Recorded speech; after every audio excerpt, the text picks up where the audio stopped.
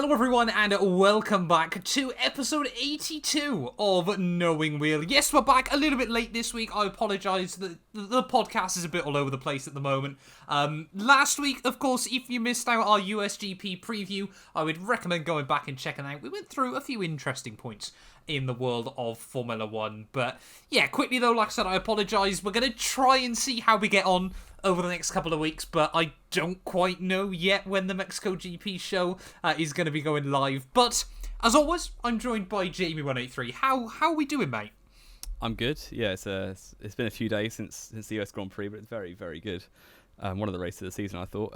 But yeah, we're here eventually, and we'll get the podcast to you. Don't quite know when, but there we go.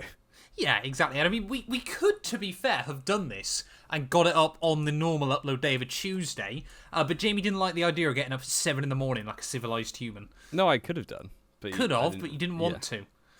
That could have happened to us, but it didn't. No, exactly. Right, let's move on. But yeah, of course, as always, though, if you're watching this on YouTube, definitely check out the links down for Spotify below. A massive thank you to the support. There has been a bit of a bigger push, actually, recently over on Spotify. So a big thank you to all of you that are listening over there, enjoying it, everything like that. Just hitting the follow button really does help us out. As I think 2023, I think is going to be the year in Knowing Wheel, Jamie. I don't know about you, mate, but I'm feeling quietly confident about it. But yeah, of course, there'll be links as well to F1 merch, buy bet, everything, all that good stuff down below as well.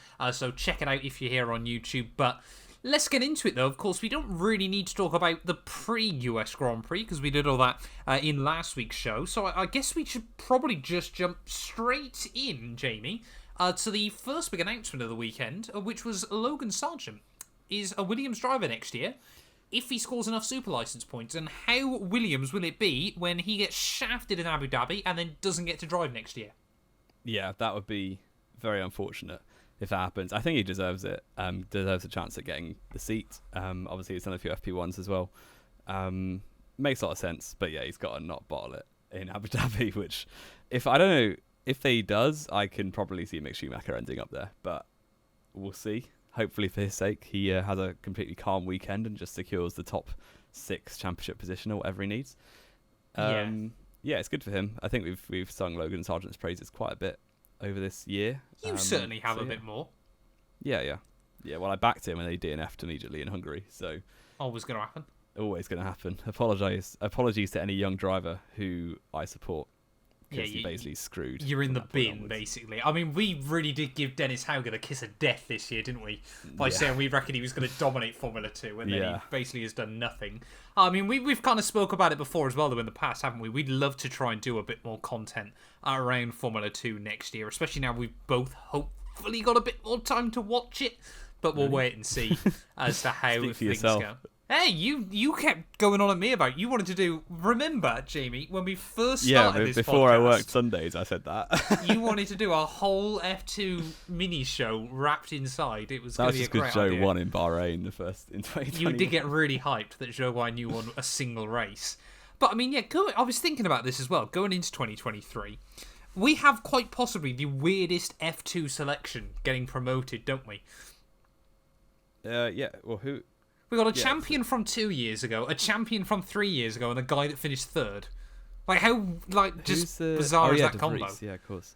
That is very weird. It's like being F2 champion isn't enough to get you a seat now. You've got to then wait a year or two. But that's what it was for, Van Dorn and Gasly and Palmer. So that makes a little bit of sense, I guess. Yeah, I mean, it's all a bit strange, isn't it? I think at the end of the day. Because it is weirdly common now in Formula 2, but it's like the seats get sewn up too quickly for the F2 champion to get one, so you've got to wait a year. But yeah, it's all a bit strange, isn't it? I think we'd have to really do a deep dive into that over the winter break. But I mean, we sort of look at the other drivers that Logan Sergeant's been going up against this year. Of course, Drogovic has ran a pretty dominant campaign, but just has no link anywhere. Of course, he's Aston Martin reserve driver next year, so I'm guessing all he's hoping for is when when Alonso even gets bored with the team after 3 Grand Prix next year, that he can sort of slide in there and take the seat. There we go. Under 5 minutes for the first Alonso slander. It's not Alonso slander. It's Aston Martin slander. Go get him, comments. Go on, have me. Go on, try it. I can't wait to roast him. Nice driving with an illegal car, mate. But I mean, Formula 2 this year has been weird, though, hasn't it? Because, again, one of the big ones that I think kind of went, not under the radar necessarily, but did just get shafted all year long was Teo Porcher, wasn't it? I mean, he should have been... Liam Lawson. And Liam Lawson as well, but I mean, Teo Porcher spent half the year getting mecha chromed, hasn't he? Yeah. So, I mean, both he and Liam Lawson should have probably been top 3. Definitely. Well, I mean, Porcher is my pantomime villain because he would be replacing Joe, so I've got to just not like him out of principle. Yeah. Yeah, and I mean, Yeah. Teo Porcher is looking pretty comfortable now in P2 overall heading into the championship finale. But I mean, Liam Lawson's down in 7th place still. But that being said, he's still only, 12 points behind Logan Sergeant. So it could still all go. I mean, you mentioned there how you think Mick Schumacher would go to Williams next year. I do actually believe now that Haas are going to re-sign him for one more season. I don't believe at all. But Any particular reason? Hulk, and he's trash. You still believe Hulk's going to be going there, despite the fact there's no real conversation about that anymore? Yeah, there is. There was last week, anyway. Well, but that just kind of all fell apart immediately, didn't it? Yeah. Well, there we go. I still think Hulk will get it. I think Schumacher was terrible on Sunday in the race. But he had damage. He had damage. Well, it's just the way it goes. But I mean, we've got a new driver at Williams, a new driver at McLaren, and a new driver at AlphaTauri next year. It is Lando, George, and Alex 2.0. But I don't think these three are going to quite get on the same way as those three did. But speaking of Alex, Lando, and George, let's talk about qualifying then, Jamie, for the US Grand Prix. It was a stretch, I think is how we're going to word that one. Just to warn you guys as well, Jamie's actually got to go out after we record this show, so I'm going to see how badly I can wind him up tonight and get him to try and push I'm like, this get on with it. We've been speaking... This section wasn't even in the notes, and we've been going 6-7 minutes already. I'm fuming. Well, it's just the way things go, mate. Just get on with it. Let's talk about qualifying, though. It was a weird qualifying, wasn't it, really? Esteban Ocon immediately out in Q1. Not something we'd expect from Alpine after he's quite a a few bit good weird, races. isn't he, Ocon? Like, Ocon just randomly... I can't remember what other race it was. It was out in Q1. I think there was one race where he was just 16th for no obvious reason. Alonso got top 10. Singapore, I feel like? It's just randomly, he just has weird off weekends. When this was one of them. I mean, he ended up lucking his way ahead of Alonso in the points, but... Yeah, that's been how it's gone all season. So, I mean, he was joined by obviously Nicholas Latifi out in Q1. That really goes without saying. Final US Grand Prix for him, but he is signed up to IndyCar next year, and I'm not saying this as a joke. I'm genuinely intrigued to see how he's going to get on next year in IndyCar, because I think that is probably going to be quite a weird little season for him. But Daniel Ricciardo as well. Weirdly enough, that still goes without saying. How on earth McLaren's still paying for him just to stink up the place? He looked so depressed after the weekend. Generally, why on earth would you put on your helmet "want to go fast" when you've had the season you have? Because you do genuinely want to go fast. You're looking for answers. But found it quite cute that the fact the horse managed to get paddock pass, when half of the people I see on Twitter moan about not being able to get paddock passes. Wow, work, that'll rile them up for if they see example. that. Oh, mate, you know how it is. But here he is, Mr. Red Bull Hospitality over here. What can I say? You got to make moves, mate. Got to make moves. I'm bringing you along next year. I'll take it.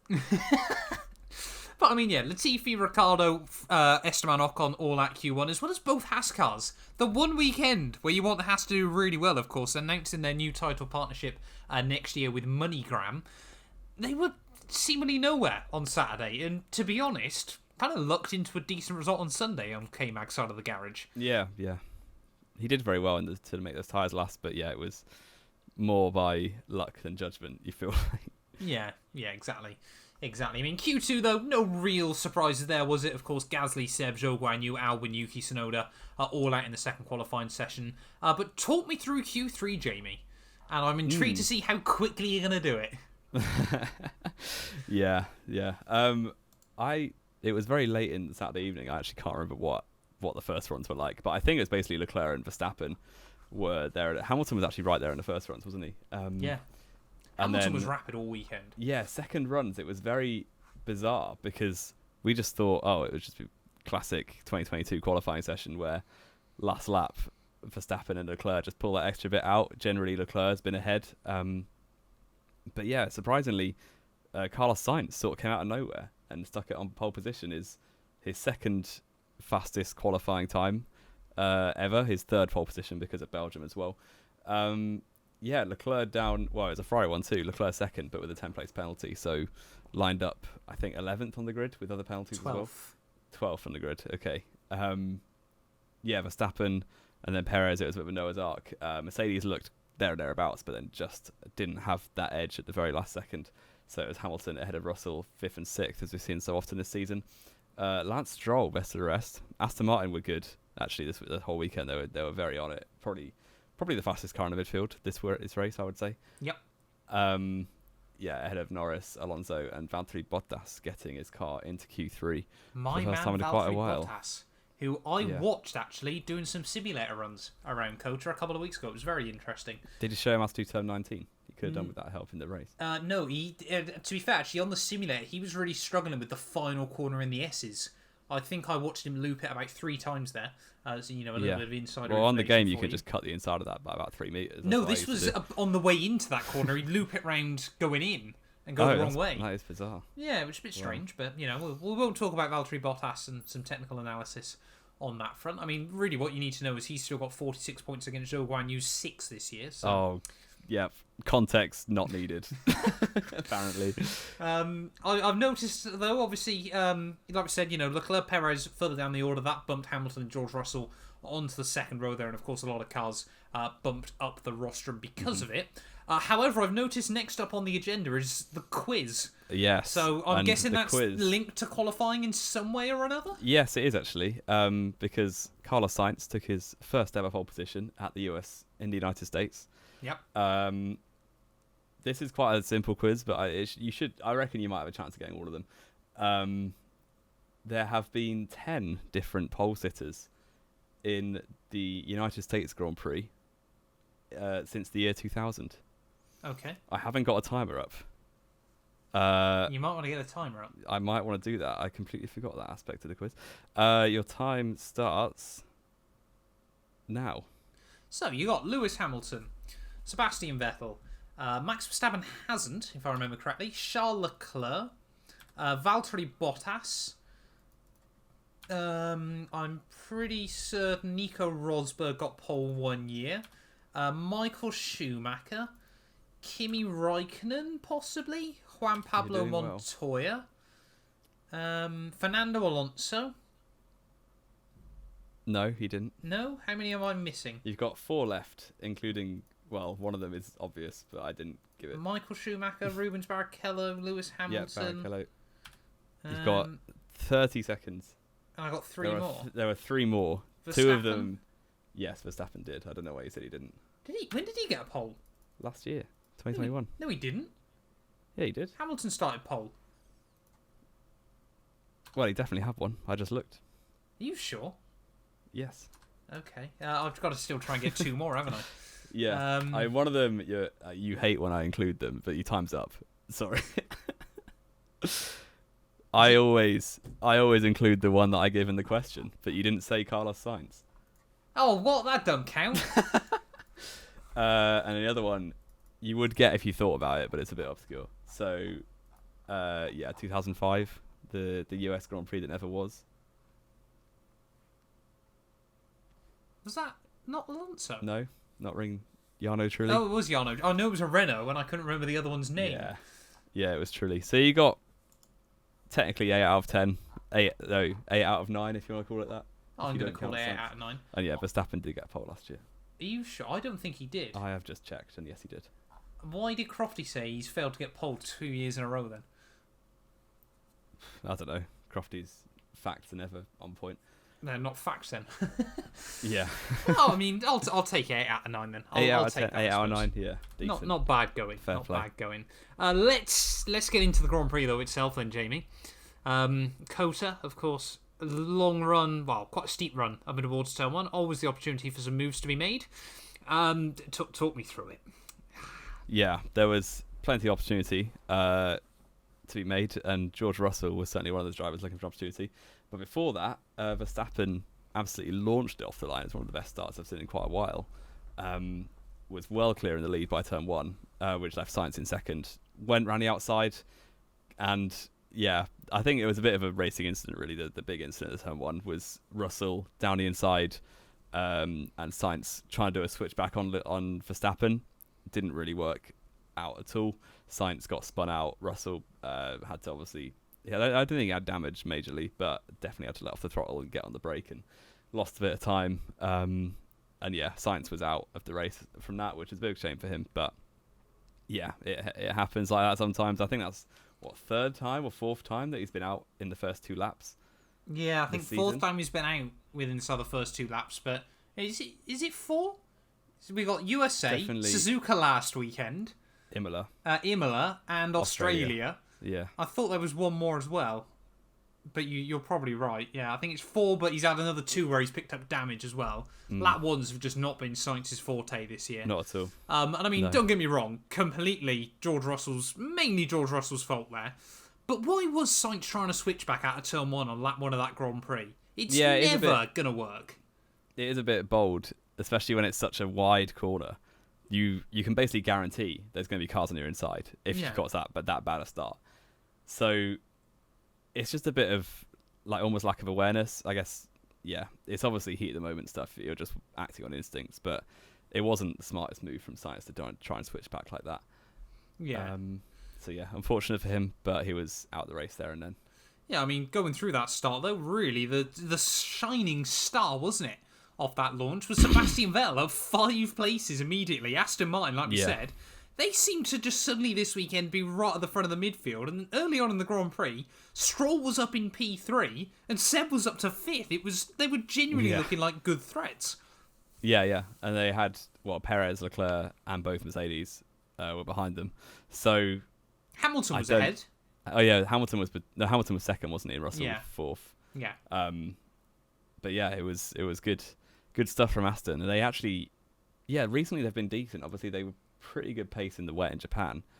They kind of got overshadowed, didn't they? Based on the fact that Alpine were insanely rapid. Yeah. But they've certainly been easily 5th best car. Level with Alpine and McLaren, so 5th, 6th-ish. Yeah.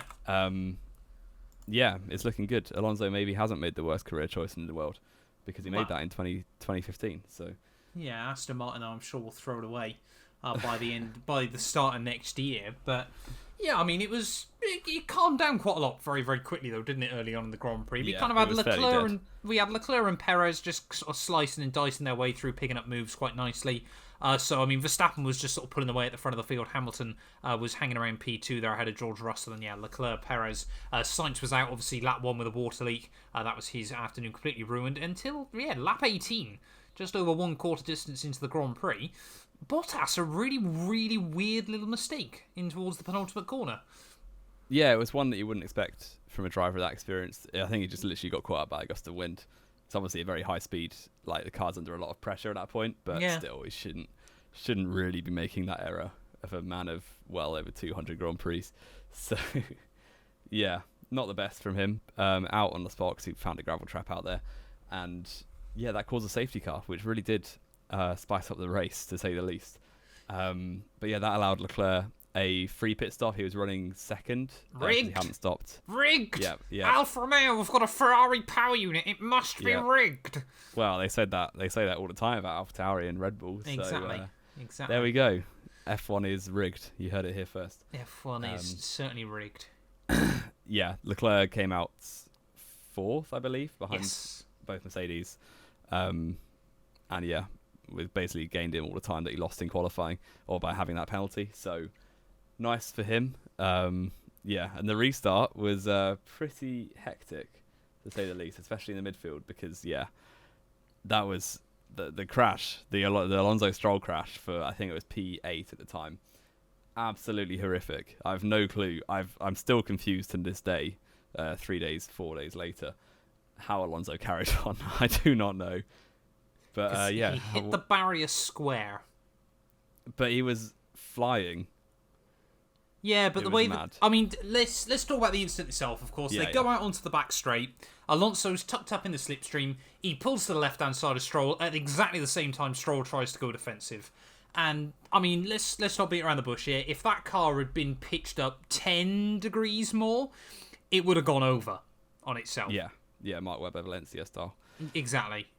I mean, apparently, I don't know whether this is true or not necessarily, but apparently Alonso has also said it was a racing incident. That's because he's going to the team next year. Well, that's a very, very good point, isn't it? But, I mean, for me, I know I've sort of said this a couple of times, I've been quite vocal about this. I genuinely believe for Stroll that should have been a qualifying ban for Mexico. That is so ridiculously dangerous. It honestly threw me back. Have you ever seen the video of the Euro F3 race at Monza? Where they had to abandon it. Yeah, the race had to be abandoned in the end because there was that much carnage. That was Stroll as well, That was Stroll as well in that race, yeah. It's a mistake that you make once in your first year of open wheelers where you move on somewhere like that and they go over the back of you. You don't make it 6 years into Formula 1. It's so dangerous to move around like that in the middle of a straight. Alonso did go momentarily before Stroll as well, so he could have seen it. I think he did see it with his mirrors, which is why he then moved. But he didn't realize Alonso was still behind him. I don't think you consciously do that in the way he did. To be fair, I don't. But it did look more of a reaction because he did glance in his mirrors just before and then moved. I guess he saw Alonso was close and thought, I better block him off. Yeah, definitely didn't work out to say the least. But yeah, Stroll was out on the spot, which was a shame because he was actually having a really good race. Yeah, Aston Martin could have done with some really big points this weekend. Yeah, I mean, Alonso obviously looked at the sky. Luckily, like I said, for a solid 3 or 4 seconds. It was, yeah. I mean, that crap. I mean, the thing is, well, if that car had stayed lifted up, he could have gone like the front end over the Armco barrier. Yeah, and that would have been really, really nasty. But somehow, hit the wall square and carried on going. The Alpine must be made of, well, very, very strong stuff. Singapore 17 when Alonso's McLaren was involved in that huge crash at turn 1 and then just carried on. They retired him eventually, but he carried on for like 15 laps. Not Singapore 17. Yeah, it was. He ripped a wheel off, I swear. No, he didn't. No, he was on the outside. He got hit by Verstappen and Raikkonen's barreling cars. I mean, the iconic one, isn't it, of Alonso was Baku. Yeah. Where he had 2 punctures, didn't he? Still limped it back round and then did score points again that weekend. And fun stat, coming had the FIA not intervened, Alonso is the only driver to do part of a race on 2 wheels and score points twice. Because Mark Webber did it once in China, 2013. Other drivers have definitely done it before. Yeah. What about the Minardi guy that flipped it at Monza, coming towards the line? He was on no wheels. He did it on no wheels and still finished. Yeah. I mean, yeah. In many ways, it was kind of good that obviously Alonso was able to carry on and Stroll wasn't. I did find that quite ironic that Stroll's car's there just spinning down the straight as Alonso's up in the sky and carries on. Yeah. Also, some quality driving from the drivers behind. I think Gasly and Tsunoda and Norris all did so well to have not hit either car. Tsunoda got told off, didn't he? Because he's built up a bit of a tendency when things like that happen just to go foot to the floor straight through it. Which is kind of a dangerous strategy, but then again, it kind of just encapsulates what I think makes Yuki great. As in, there are reckless behaviour, but in a kind of a weird way that he's quite nice. Yeah, I don't know. He doesn't annoy anyone. I think he's too small to annoy anyone. Well, don't get me wrong. There's certainly a big conversation that needs to be had at some point about this sort of romanticisation about how small Yuki is. But that's just Twitter being weird, I would have thought as well. But yeah, I mean, big crash there. That then brought out another safety car, didn't it? Immediately. And then things kind of calmed down again, didn't they, for a while? Yeah, after the restart, there was no real drama on the second restart.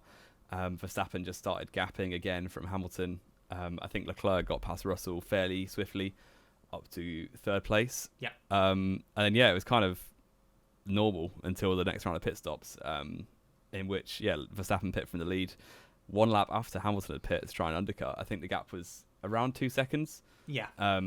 So it could have. I think it would have been really close, the undercut. But Verstappen then had an 11-second pit stop, which was very nice. And at that point, the entire Team LH is dreaming of number 104. Honestly, 104 I was like, written that's in it. the stars. Yeah. I thought at that point I was like, well, Hamilton's won. That's annoying. Important to note though, Hamilton went on to hards, Max went on to mediums. Yeah. I think Mercedes were less confident about their tyre wear. Even though there's only 18 laps to go, 17, 18. Yeah, but mediums really wore out quite quickly, didn't they? Throughout the entirety of the Grand Prix. It was a very, very strange one. Yeah, but that slow stop also dropped Verstappen behind Leclerc.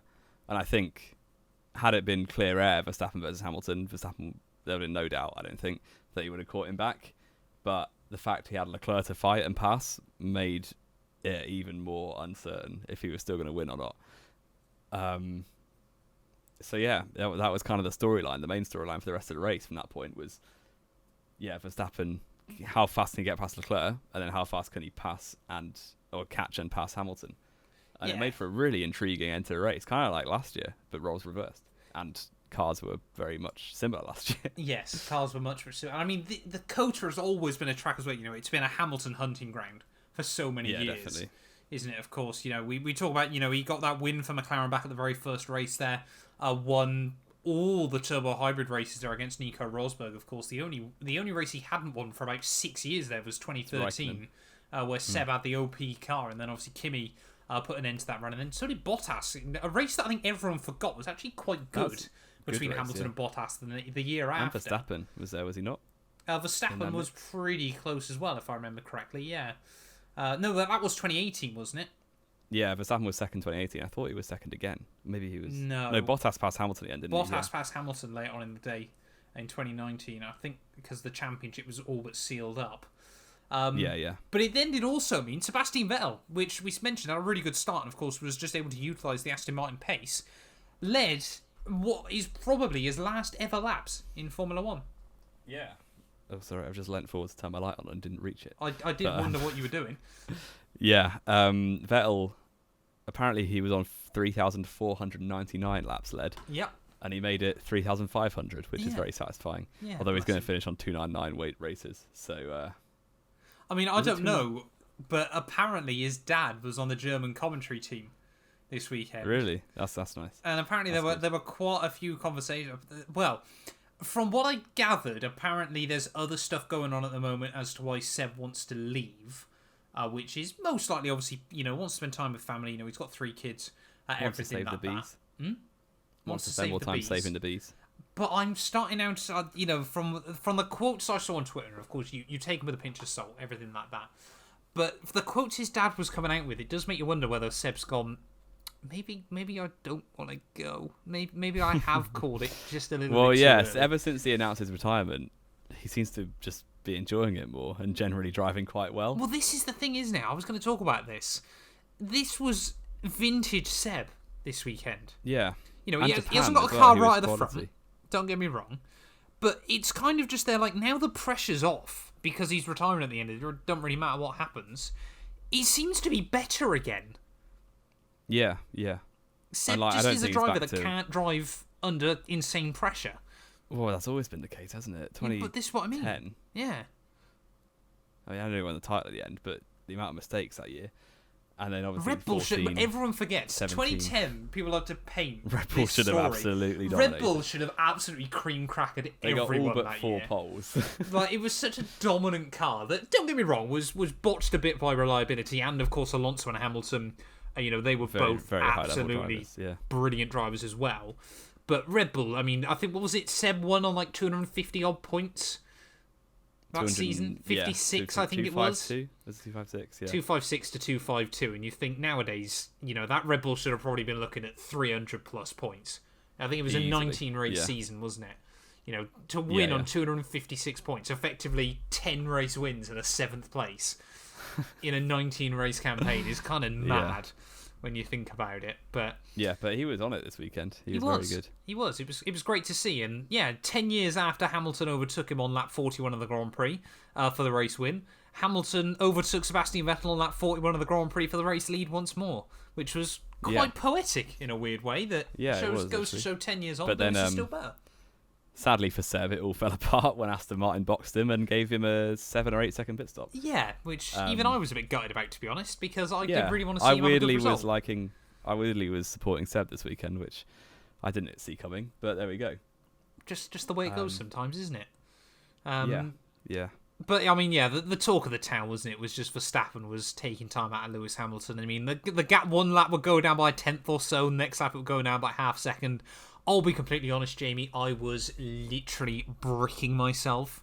I was finding it so intense because I was just imagining all of my Hamilton supporting friends just stressing like mad. I was so stressed. I cannot even begin to describe to you just how much I was freaking out. Because I think the thing is as well, it was different to anything else because Hamilton was obviously on such the back foot. And, the last time we've had anything like this for Lewis was obviously Abu Dhabi last year, but that was completely different emotions. But there was just that bit of me that went, this has got to be that poetic moment where Hamilton it would have been insane. I would have rated it just for the storyline. It would have just been like that. It just keeps the streak going for another year. That poetic, just when you think all is lost this season, Mercedes just get that one win back on the board. And on lap 50, Max Verstappen just got at the inside and sailed off into the distance because that Red Bull is ferociously quick down the straights. But I think, people are giving Hamilton stick for not defending that more aggressively. I genuinely don't actually think he thought the Red Bull would be anywhere near as close as it was. No, by the braking zone. It was 7/10 at the start of the straight. Who gained 7/10 on a straight? Yeah. I do think Hamilton of 5 years ago would have defended that, but there was no point, though, was there really? It would have put it off for one more lap, and you never know if you do that 5 more times, you've won the race. Yeah, but you can't. It just won't happen. You don't know if you don't try. But you've got nothing to lose. Like I said, really. I think the thing was he genuinely was surprised that Verstappen got the run that he did. But mean for Mercedes, they're in a much slower car on slower, older tyres. Hamilton didn't really. Still older. He didn't really. They weren't really going to be able to do anything sensibly about it. And of course, they're still. I was a bit disappointed he didn't cover the inside. So was I. But it wouldn't have made. I don't think it would have made a difference. It would have just shown the spirit a bit more, I think. Yeah, exactly. But I mean, we did get one more final battle, didn't we? Sebastian Vettel again. Another shout out to him. Banging last lap overtake on Kevin Magnussen for P8. Did another one, Albon, a few laps earlier. It's the same position, running outside of reverse. He did, didn't he? Turn 8. But I mean, that move on the final lap though was brilliant because obviously he was on opposite lock through some of it. Especially as it's on Kevin Magnussen, who is not going to be that respectful to you. No, exactly. I mean, not that respectful is a bit unfair. I think just tells people how it is. Well, suck the balls, mate. Very hard line defending. I think, harsh but fair. Firm, I think is the way we describe it. Says the Hulk fan over here. Yeah, exactly. You're just a little suck my balls, mate. Just get over it. Get over it, Jamie. There we go. But yeah, Vettel, I think he was out in 13th, 14th. Yeah. From the pit stop. Yeah, and brilliant. He had much fresher tyres, but he did completely rinse through a DRS train. So fair play to him. Ended up P8. And yeah, the other thing was Alonso, after showing up, I think Martin Brundle said, showed up on the nearby radar halfway through the race, just rocked up in P6. Also having, obviously he pit under the second safety car to change his front wing and tyres, and then just ran with those tyres to the end. And yeah, was briefly P6. Norris got him at the end for P7 to put him back down to P7. But yeah, the fact he was going in P6 with the car in that state, which we'll get onto in a few minutes, was insane. I really liked it. Was kind of poetic. All the 4 champions on the grid were all absolutely on it this race. Yeah, exactly. I mean, it was very much just a weekend of the old guard showing the young guys how it's done. I mean, he's dominant car. You still drove very well. He did. No, don't get me wrong. He did still drive very well, but very, very dominant car still. You can't do anything against that Red Bull at the moment. But why wasn't Perez second then? Because Perez doesn't get the same car as Verstappen. But yeah, I mean, Verstappen race victory though ahead of Hamilton, Leclerc. Leclerc, very quiet but very good recovery to P3 in the end. Means he's now 1 point back ahead of Sergio Perez, if I remember correctly. Perez 4th ahead of George Russell there. He didn't really deserve more than P5, did he, George? I don't know what's going on with the last few weekends. He had such a good first half of the season. And don't get me wrong, I also think it's very unfair that he's just been involved in a couple of incidents recently and now everyone hates him. But I think he just needs to, the last 3 races of the year, just tone it back a bit and just finish the year in many ways, just try and finish the year quite quietly, to be honest, so people kind of forget about it all. Kind of like go and reset, yeah. Exactly. Lando Norris, though, P6, brilliant drive by him. And yeah, Fernando Alonso P7 until Haas decided to report him, because apparently the meatball flag doesn't exist, and then when someone reports you, then it does exist again, but after a Grand Prix. It was just ridiculous, wasn't it? It was stupid. I felt so annoyed and sad for Alonso. Even I did. That's saying something. Because, like, he has driven out of his skin that race. He is, like... Not only has he driven out of his skin, he's flown out of his skin as well. Yeah. And, like, if the FIA deem his car unsafe, then give him a black and orange flag. It's not that difficult, surely. And they just didn't. Because, like... Yeah, if they did give him a black and orange, they probably would have had to retire because there's no way they're going to fix all that damage in a pit stop. But yeah, it's like at least give him the disappointment there and then when he's just had the crash. The fact they let him go on in the race, finish P7, and then gave him a 30-second penalty is just a bit ridiculous, really. But the car was deemed legal in Parc Ferme. Yeah, that's what I don't get. I mean, we haven't had confirmation yet. Confirmation might have come out by the time the podcast goes live. They did appeal, yeah. But the appeal, I think, is Thursday morning. So it's probably actually going to be going out around the same time as this podcast. But I hope they win it. Genuinely think they will Not overturn only for my fantasy team. Yeah, I think they will overturn it, to be honest. And that's not just for the poetry or anything like that. I just genuinely think they'll go, well, this is a bit ridiculous. You should have done this at that time. Yeah, definitely. Yeah. But, I mean, yeah, another one as well that I wanted to just quickly shout. Alex Albon spent a lot of the afternoon nestled just inside the top 10 and was unlucky that, a couple of quick cars came past him towards the end. That Williams is just a rocket ship. He gets into positions and then just stays there because it's rapid on the straight. This is what I was genuinely wondering, though. How many more points do you reckon if they'd kept George Russell they'd have this year? Yeah, because Albon is definitely not as good as Russell. No. Like, Latifi scored points. De Vries scored points in his one time. How many points are they on as a team? 8. 2, 2, and 4.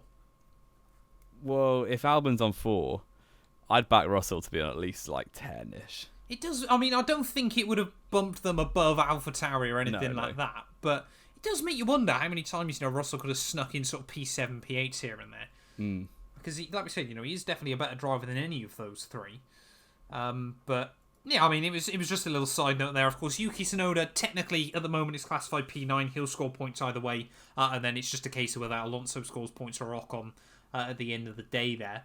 Does mean, actually, looking at the Constructors' Championship, we've suddenly got a lot more battles going on again. Yeah. Really, everyone now, except for the big three and Williams, are locked into a battle between now and the end of the year. 6 Mercedes points. And Ferrari aren't that far apart either. 53 is pretty big to recover in 3 Grand Prix. Yeah, to be fair. But 6 points between Alpine and McLaren, 1 point between Aston Martin and Alfa Romeo, and 2 points between Haas and AlphaTauri. Aston Martin have been on a tear. Give me who's winning out of them 3. So, I'm going to say Alpine. I am actually going to say Alfa Romeo. And really? I'm going to go Haas. That's the most nailed on that Aston are beating Alfa Romeo. I wouldn't say... I think Aston Martin, don't get me wrong, had a really strong weekend here. I think they'll struggle next weekend because it's Mexico and the Mercedes power units always struggle there. And of course, Alfa Romeo have been starting to bring a few more upgrades in recently again. Sort of brought a couple of upgrades into Kota. Bottas should have scored points, of course, made that mistake. So they should be a couple extra clear. But I think Alfa Romeo are just about going to hang on. Alfa Romeo have scored 1 point since Canada. Yeah. And Aston Martin have got, in the last 3 races, about 40. 6th, 8th, 6th, and 7th. I've said what I've got to say, Jamie. Why? What do you think out of the 3? I'll go Alpine as well because Ricciardo's just making McLaren fight with one hand tied behind their back. Well, he's trying to make the McLaren fight whilst they're hitting themselves with one hand. Yeah. I mean, imagine. Aston Martin all day are going to finish 6th. Imagine you're getting paid 21 million just to stink up Woking. Like, it's mad, isn't it? Yeah. Aston Martin are going to beat Alfa Romeo, sadly. This one's hard. I would go for AlphaTauri. They need 3 points, and for 3 points over Haas, I'd back them for that. I think. Fair enough. Shall we jump in then, Jamie, to driver of the day? Sorry, I'm just an absolute. Yeah, He's actually reached my light. 1 minute. Driver of We're the back. day. Driver of the day. I mean, I've said it already. The Ford champs did unbelievably. Yeah. If I was to pick one, I would go for Alonso. Yeah, I think if he gets the penalty revoked, I will also probably say Alonso. Otherwise, I don't think it would change my mind. I don't think this should have been a penalty. No, I don't think it should have been, but I'm going to say Sebastian Vettel. Fair. I think this Throwing weekend. it back 10 years. Exactly. It really has been the throwback weekend, hasn't it? Against my will, let's go into F1 fantasy. Oh dearie me, what a disaster that has been. I generally have one of the weekends of the season until Alonso got penalised, which is very, very sad. Right. So it's not a case of if you outscore me, it's a case of by how much. How many points did you score? What I did, and I feel like an absolute genius, because God. as we know, the only top 6 driver you can turbo is Carlos Sainz right now, because of the values. I decided to instead go for Lando Norris and not have Sainz at all, which looks pretty poor after qualifying, but then luckily for me, Sainz DNF'd. So yeah, I ended up with 159. How about you? What are you saying? Well, I have a guess. Well, pre-podcast, you would disclose to me it's not triple figures, which It's is not. pretty shocking. I'll go for 75. 82. Oof. None of my 3 teams got over 100 points. That is terrible. That is shocking from you. I got shafted, for lack of a better term. Sainz turboed, 10 points.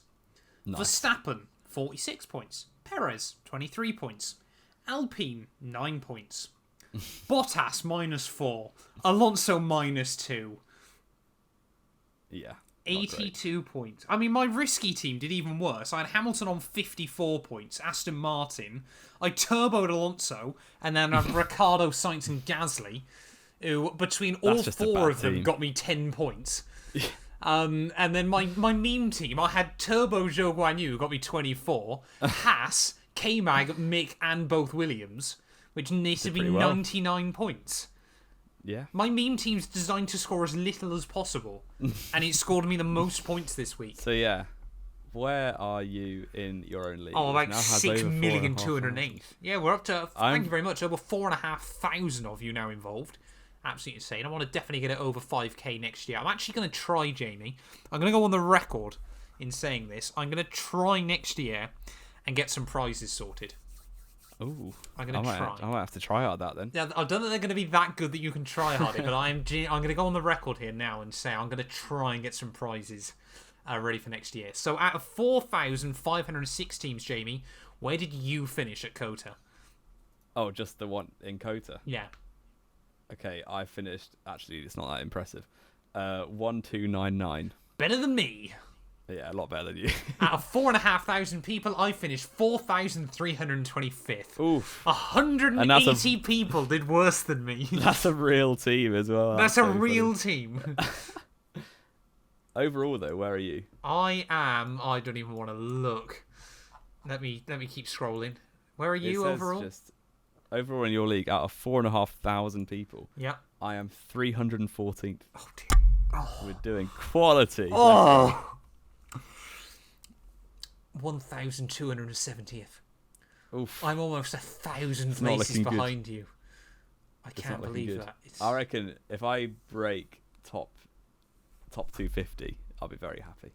Have you got a Mega Drive? You've used your Mega Drive, No, I've haven't you? used mine, yeah. I mean, to be fair, my meme team, that's the second time this year it's ranked... Sorry, the third time this year it's ranked within the top 4,000. Which is quite good going. Wow. I had 3,960th at Monza, 3,970th at Kota, and then 3,200th at Bahrain. It just sounds like whenever Joe does well, you get in the top 4K. Exactly. I do pretty well then. Do we want to run me through? I'll do top 10 for USA. You give us top 10 overall for the season, yeah? All right. That seems fair. So, Team 44.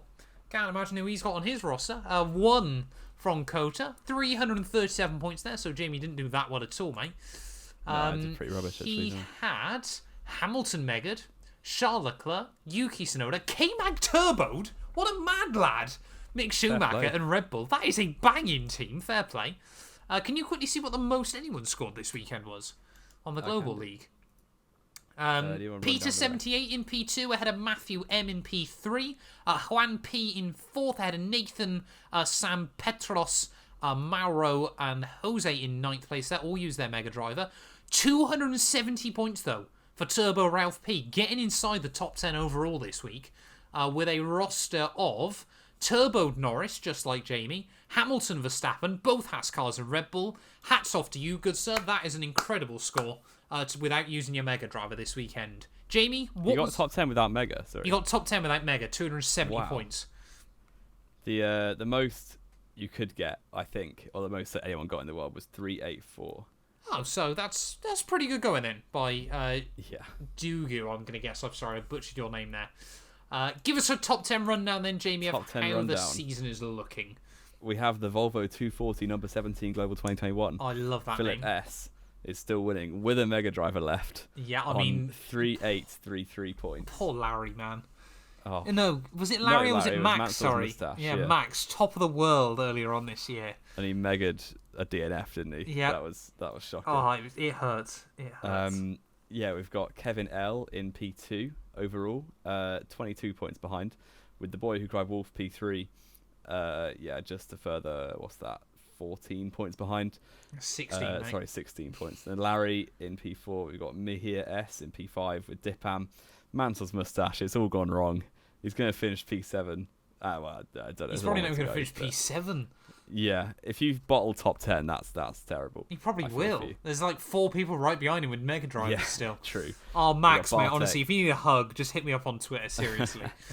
Bartek 8th with Rosario P9 and Ralph P. Is he the guy who did top 10? I think he's new to the league. Mega. He could be. I don't think we've said that name before, and he's nestled inside the top 10 still with his Mega Driver. I think Ralph P might be. He's never got a top 10 before. If you're not new to the league, I'm really sorry. The fact I've probably just slandered you there accidentally, but I think Ralph P might be quite new. I'm not sure. To the league. I think I'll back him to be there all season. Fair enough. Our personal predictions, though, I don't really want to talk about these either. They were a disaster, weren't they? Yeah, I beat you again. So that's that one done. I mean, it's all over, isn't it? Really, let's not beat around the bush here. I also got a nice little DM from someone suggesting what I can tweet off your account. Oh no, which was who quite DM'd fun. you? I don't remember the name, but it wasn't someone we both. No, it wasn't someone we know. It was a new person. Okay. Look at you getting DMs. Yeah, I'm getting little ideas. We'll formulating something. No, it's going to be about Alonso, isn't it? Well, we'll have to wait and see, won't we? It's about Alonso, I know it. I mean, yeah, this week, though, you scored... so you got 4. pole wrong. We both got pole wrong. But you got the top 2 in the race correct. You said Verstappen Hamilton, but you said George Russell P3. You didn't say George Russell for a murder. So you're up to 66 points overall.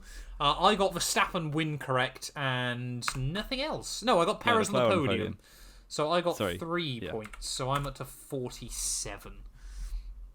The gap's 19. 19 with 3 races to go. There's 26 points available still between now and the end of the year. So next weekend... So it could become impossible. That's jokes. Oh, that is so depressing. I mean, I've done better than Leclerc this year, so I guess I'll take that. But I don't know. At least he had some hope of winning at some point. Yeah, but I've made it at least with 3 races to go. I've still got a chance at the title.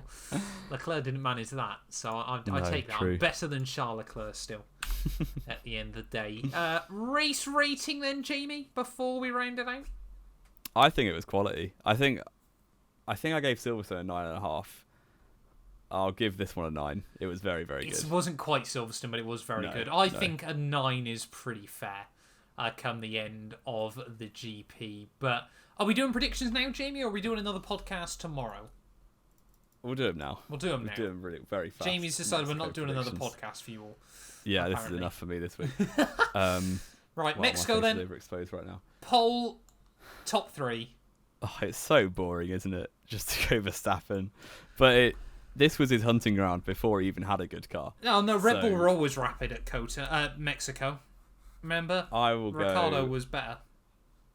I will go Max Verstappen, pole.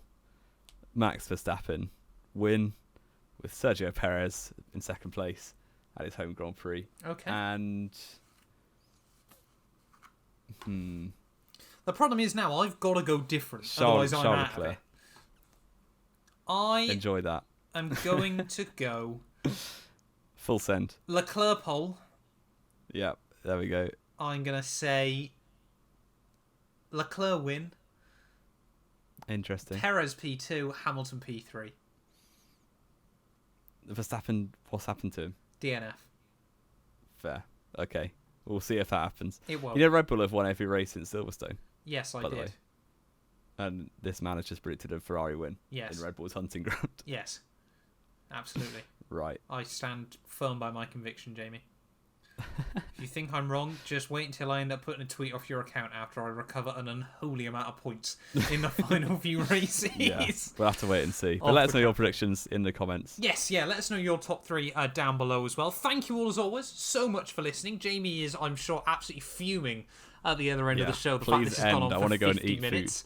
I think we'd better quickly as well, just before we round this out though, Jamie, talk about our favourite Grand Prix of the last 15 years. And I think you ought to explain to me why Hulkenberg's 2010 pole, Brazil, was probably the luckiest race qualifying position there's ever been. But you know that wasn't lucky. He actually, you always say, oh, he was on dry and everyone else was on him off. That's incredible. You know, Matt always, I'm bringing up fake stats here, like Crofty earlier. Matt always says, "Oh, it was lucky because Hulk was on dries and everyone else was on inters." No, That's he wasn't not true. On inters. Everyone was on. Hulk just went out everyone the right was time. on dries. Yeah, everyone was on dries. I'm just and amazed Hulk that was just rapid.